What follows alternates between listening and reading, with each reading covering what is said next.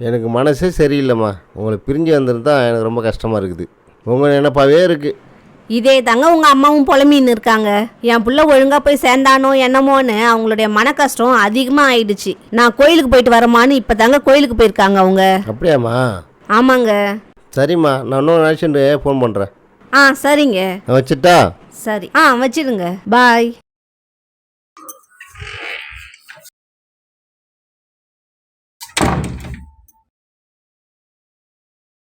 கலை, என் பிள்ளையாம்மா phone பண்ணா?